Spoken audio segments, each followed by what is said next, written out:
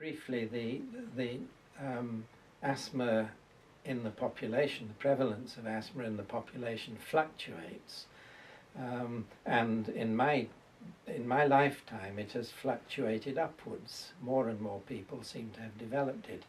This has happened in the past actually, but it wasn't always appreciated, but it fluctuates. That tells you that there must be an important environmental influence.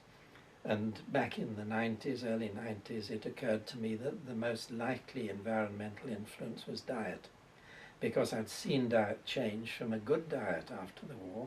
Our diet was planned, of course. It was from the riot, actually. It was planned to give us just enough of what we needed, and there was no excess, of course, because there wasn't any excess food in those war years and post-war years. And then I saw the rise of junk food, the fall off of eating fresh fruit and veg, and thought there's something happening here. And you'll be aware of the Barker hypothesis that things that happen when you're in the womb have an influence on you later in life. For example, it can affect your risk of getting high blood pressure.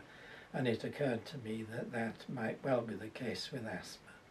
And thinking about it, I thought it was probably lack of fresh fruit and veg and the vitamins in them that would be responsible for the rise in asthma. So that started off a research program which is still going, and there's something in it.